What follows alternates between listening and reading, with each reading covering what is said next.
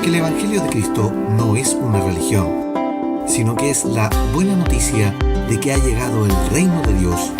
Aquí comienza tu programa Caminando por el Reino con Rodo Nava.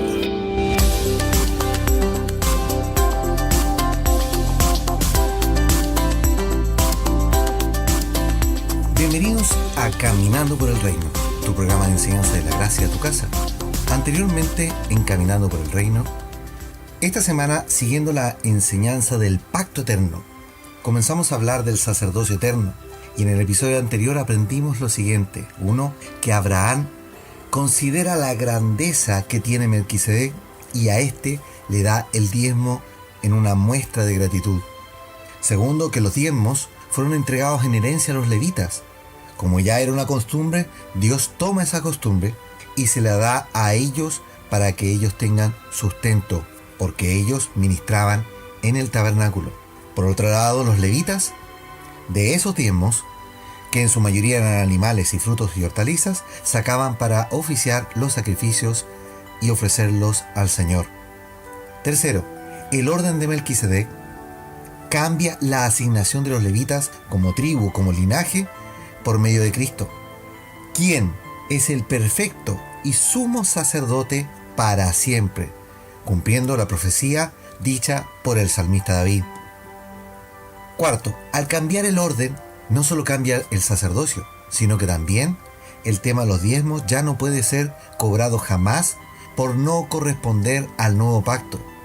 Pero sí, la Eclesía tiene el deber y responsabilidad de sustentar a los ancianos, viudas y por supuesto a quienes trabajan en la obra del Señor, es decir, a quienes tienen los roles de edificación, entregándoles un salario o una remuneración. Quinto, los diáconos son encargados de los dineros y asuntos administrativos de la Eclesía en el nuevo pacto. Ningún ministerio o rol de edificación puede estar involucrado en temas de dinero, ya que no es su función. Pedro, al ser el pastor de la iglesia y también apóstol, en Hechos capítulo 6, separa los roles de lo administrativo y los espirituales.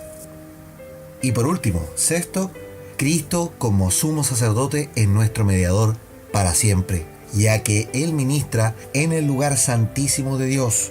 Él media por nosotros y nos da acceso a la intimidad con Dios por esa ofrenda única y perfecta que Él ofreció una vez y para siempre, y de la cual Dios lo constituye en un sacerdocio para siempre bajo el orden de Melquisedec. Han sido 2 semanas de conversar del pacto eterno del Señor, y todavía queda mucho más por enseñar de lo mismo, pero considero que lo que ya hemos aprendido es algo que debe ser no solo entendido, sino también debes comprenderlo en tu interior y vivirlo en el Señor. El propósito eterno de Dios es de reunir, juntar, unir en comunión todas las cosas, de las que están en el cielo y las que están en la tierra, según lo que nos dice Efesios capítulo 1, verso 10. Y nosotros somos parte de ese propósito eterno, pues Dios nos escogió en Cristo antes de la fundación del mundo, según lo que dice Efesios capítulo 1, verso 4. Cristo, al firmar el pacto con su sangre preciosa, nos dio una seguridad tremenda que ningún pacto anterior puede con ella. Hebreos capítulo 6, verso 19 lo dice, es una ancla así de firme, y esto es vital para entender, ya que toda la construcción de nuestras vidas y de la Eclesía como organismo vivo del reino debe ser cimentada en la verdad presente del pacto eterno del Señor. Y Pablo así lo afirma, edificado sobre el fundamento de apóstoles y profetas, siendo la principal piedra de ángulo Jesucristo. Efesios capítulo 2, verso 20.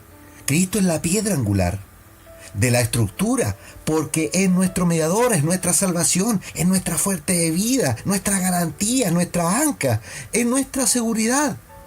Y en Hebreos aprendimos que ese pacto nuevo en Cristo Jesús es parte de ese fundamento, es la base de ese fundamento.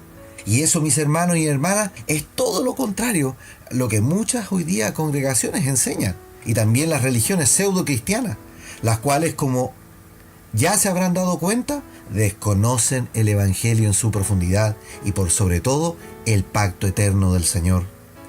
Y ese pacto es nuestro fundamento. es el comienzo de un aprendizaje del Señor y su gracia para nuestras vidas.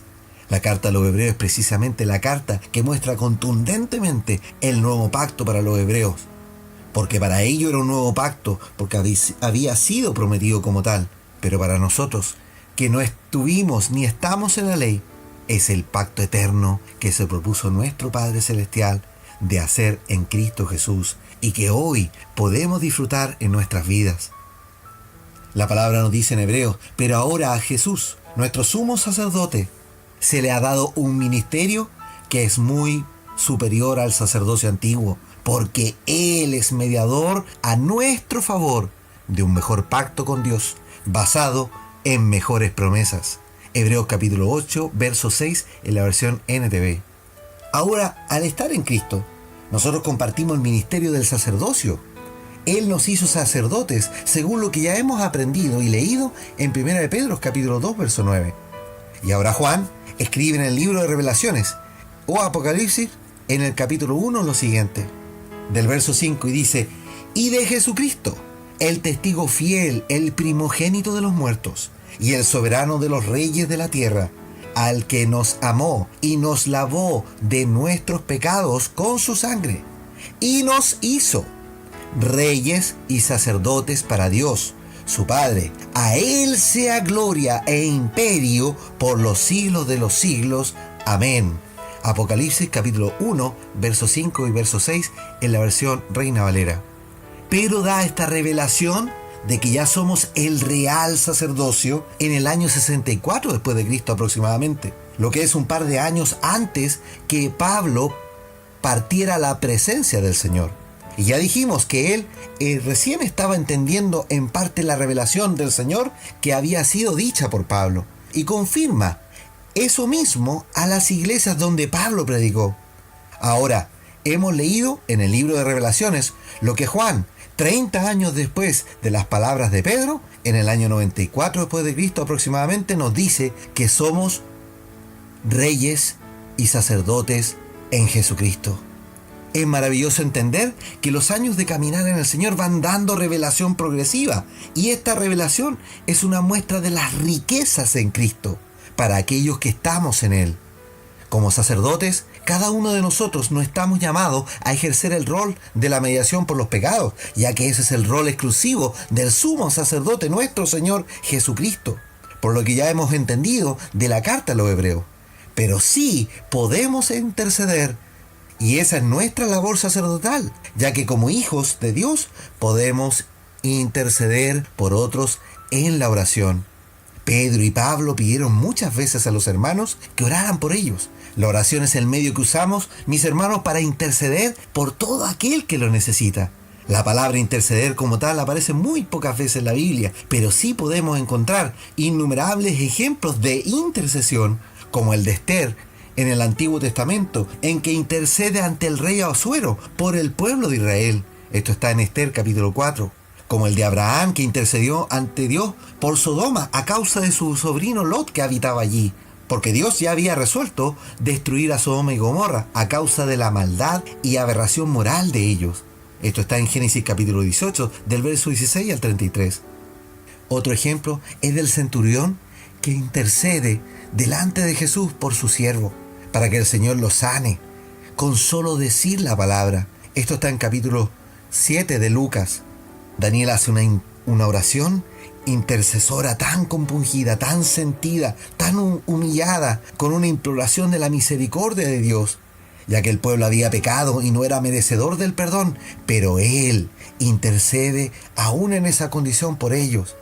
Es por esto que el ángel del Señor trajo la respuesta a esa oración y a esa humillación de parte de Dios para Daniel. Esto está en Daniel capítulo 9. La intercesión es un acto de amor. Es ponerse delante por otros. Es decirle a Dios, este o aquel no son merecedores, Señor, pero tú, Señor, tienes misericordia. En este rol del sacerdocio podemos llegar al trono de la gracia y hallar gracia, el favor de Dios para el oportuno socorro, según lo que hemos leído en Hebreos capítulo 4, verso 16.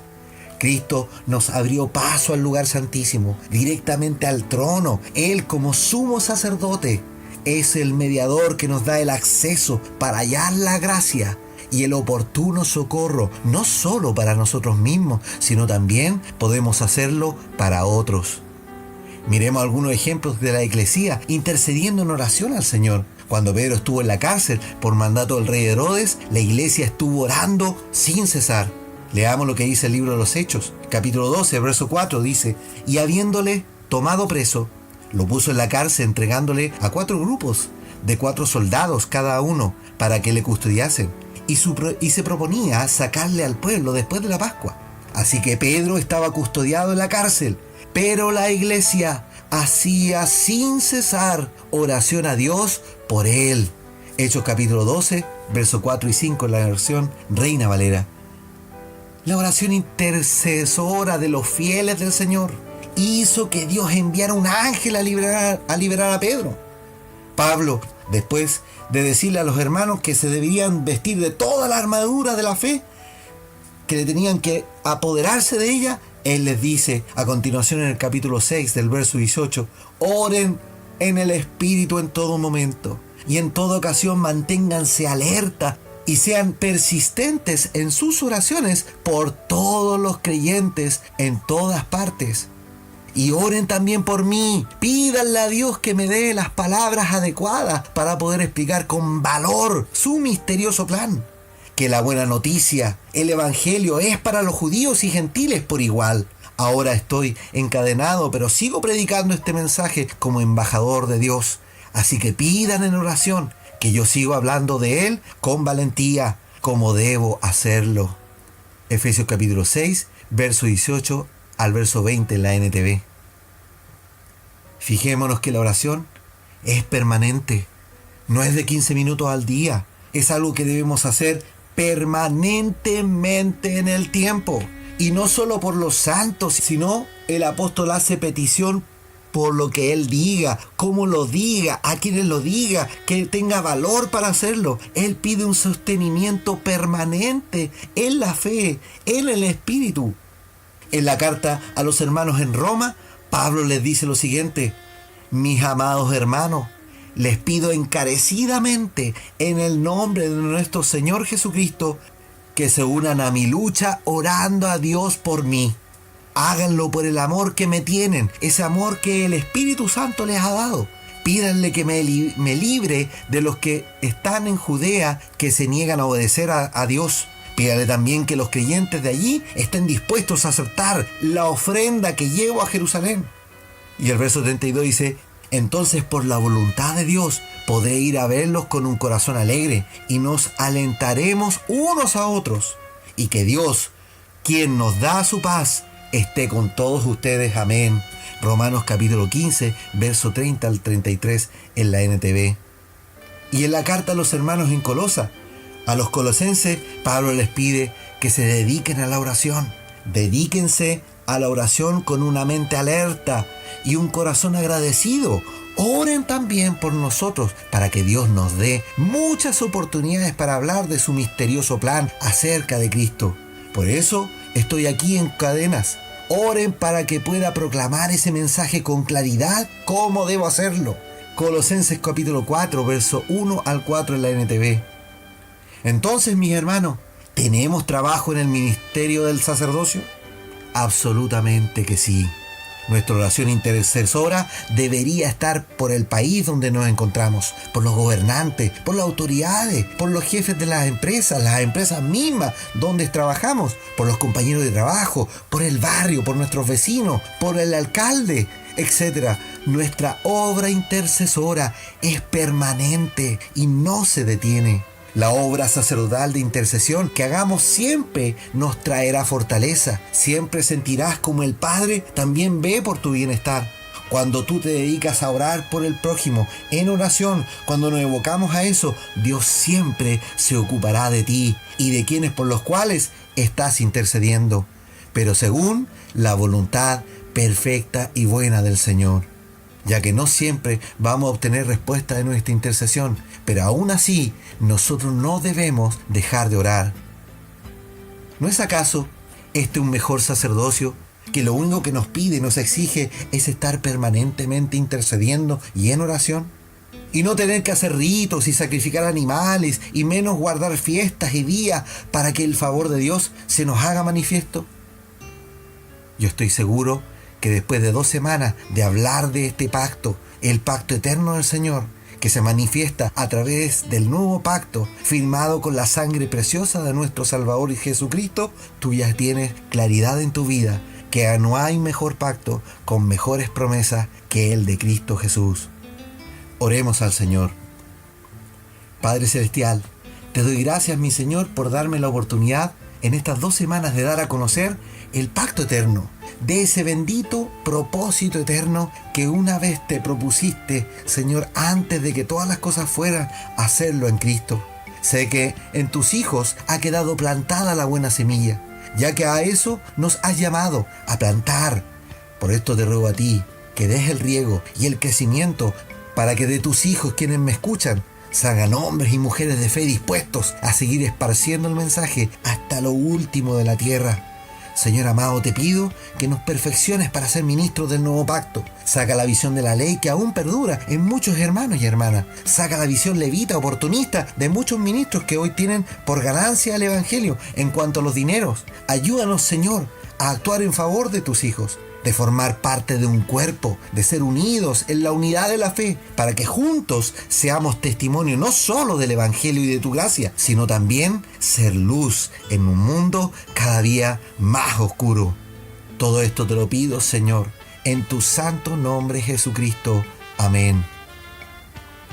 Amados, los invito para la próxima semana, para que sigamos conversando del Señor y de su gracia, y por supuesto, a caminar por el reino. Súmate a la campaña de esparcir el mensaje por las redes sociales y plantar la buena semilla para que haya libertad por medio de Cristo Jesús de cualquier lazo y atadura religiosa. Si tienes testimonio, consultas, escribe a nuestro muro de Facebook en facebook.com/Caminando por el Reino y hagamos crecer la familia del Señor.